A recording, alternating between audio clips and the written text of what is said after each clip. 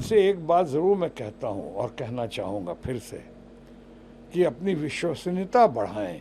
वो इतना कुछ कह चुके हैं और जितना कहा है उन्होंने उसमें शायद ही कुछ बातें पूरी हुई हों। तो आप सदन में नहीं बोलते हैं, मेकअप के साथ या बगैर मेकअप के आप रील बनाकर सामने आ जाते हैं रात को 12 बजे। फिर मेकअप के साथ भी आ रहे हैं तो रील पे आ रहे हैं आप। आइए ना, मेकअप में आप बहुत अच्छे लगते हैं और ऐसे भी आपने अपने को बड़ा योगा वोगा करके बहुत अच्छा रखा है। आप आइए, सदन में आइए, लोगों से बात कीजिए। माननीय प्रधानमंत्री बहुत हमारे अच्छे मित्र रहे हैं, आज भी मैं उनको मित्र मानता हूँ। और वो अब तो फ्रेंड सिर्फ हमारे ही नहीं बल्कि पूरे सोसाइटी के हैं, पूरे देश के हैं। उनसे एक बात ज़रूर मैं कहता हूँ और कहना चाहूँगा फिर से कि अपनी विश्वसनीयता बढ़ाएं।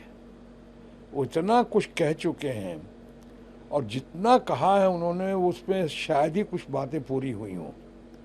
वो किसानों की आमदनी डबल करने की बात की उन्होंने 2022 तक। उन्होंने 2 करोड़ रोज़गार देने का वायदा किया, वो पूरा नहीं हुआ। अब ये आवास देने की बात की थी, या वो शौचालय की बात करते थे, उसमें क्या क्या नहीं हुआ, क्या क्या घोटाला हुआ, क्या क्या हुआ, आप सब बेहतर जानते हैं। तो इस तरह से अब स्टूडेंट्स के लिए पहले वो कहते हैं कि नहीं ना कोई इस्तीफ़ा देगा और हमारे यहाँ इस्तीफ़ा होता ही नहीं है। क्या क्या बातें उनकी तरफ से नहीं कही गई थी।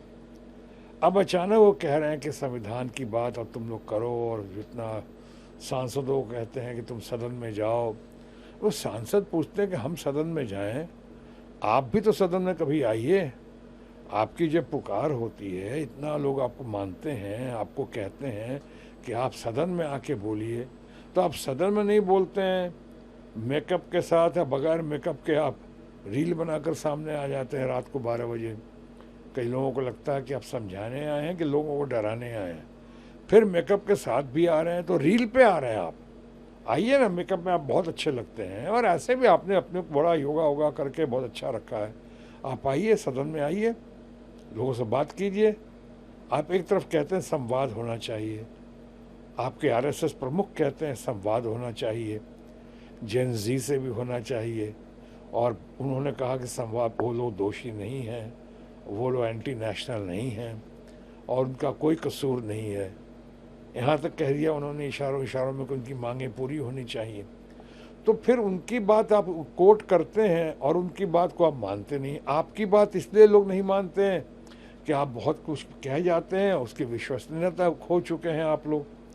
तो मैं प्रधानमंत्री जी का संपूर्ण सम्मान के साथ कहूँगा, प्रधानमंत्री हैं, देश के प्रधानमंत्री हैं, आपके प्रधानमंत्री हैं, हमारे प्रधानमंत्री हैं, हम उनकी इज्जत करते हैं।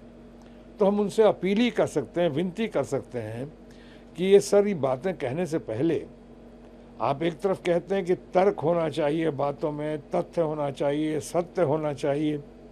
इन बातों की कहीं कमी दिखाई पड़ती है आपके बयान में, आपके वक्तव्य में, आपकी बातों में।